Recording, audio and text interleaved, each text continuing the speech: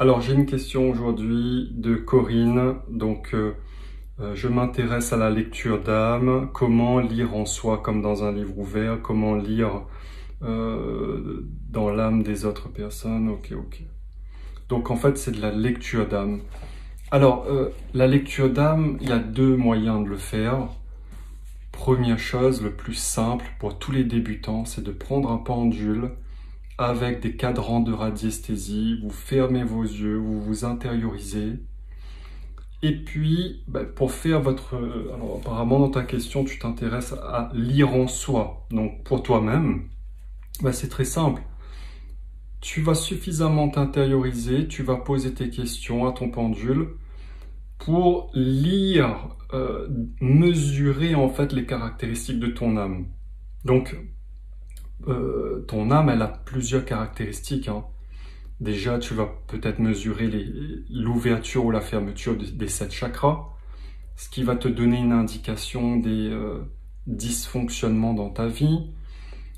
Tu vas mesurer ton taux vibratoire, donc ton niveau de conscience, ton taux de magnétisme, l'énergie que dégage ton aura. Tu vas mesurer ton taux de vitalité, l'énergie de ton corps physique plutôt que de l'âme. Bref, il y a plein de mesures à faire comme ça sur ton âme. Et puis, voilà, tu vas pouvoir décoder ton âme. Et puis, après ça, c'est l'habitude. C'est-à-dire que moi, au début, je l'ai fait sur moi. Mais après, j'ai fait des bilans d'âme pour mes clients. Alors, au début, tu en fais quelques-uns. Tu commences à comprendre un petit peu les subtilités de chacun. Et puis, tu en fais une centaine, tu en fais des milliers. Et à un moment, si tu veux, tu développes une capacité à lire les âmes des gens sans même utiliser un pendule. Parce qu'en vérité, le pendule, c'est l'extension de ton propre corps énergétique. Le pendule, c'est l'extension de ton propre pendule. Tu es un pendule. Donc en fait, il suffit juste de te connecter à une personne, donc de prendre conscience d'une personne, de l'observer, et instantanément, tu vas tout ressentir en toi. Tu vas lire dans son âme directement en fonction des vibrations que ça va résonner en toi.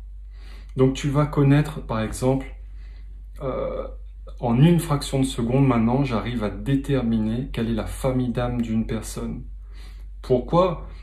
Parce qu'à force de rencontrer des gens, tu reconnais les signatures énergétiques de chaque personne. Tu reconnais, est-ce qu'il y a une forme d'agressivité, une forme de vampirisation, tu reconnais tout ça. Je reconnais aussi ceux qui ont une fréquence vibratoire très élevée. Tu peux ressentir la lumière et le magnétisme qui se dégagent des gens. Au contraire, tu peux sentir aussi tout de suite s'ils sont vampirisés, s'ils sont à zéro. Donc, un moment avec l'expérience, et surtout la rencontre de beaucoup d'âmes, tu t'entraînes en fait à faire de la lecture d'âme et à ressentir tout ça. Et puis vient un moment où tu veux plus trop non plus rencontrer autant de personnes parce que tu te rends compte que en fait on est entouré de beaucoup de vampires.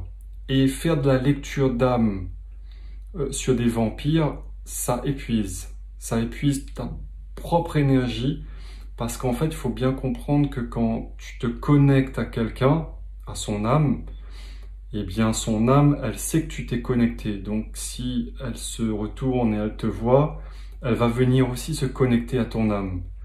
Et si en face de toi, tu as un démon, entre guillemets, si tu te connectes à un démon, le démon, il va se connecter à toi et voudra vampiriser ton énergie.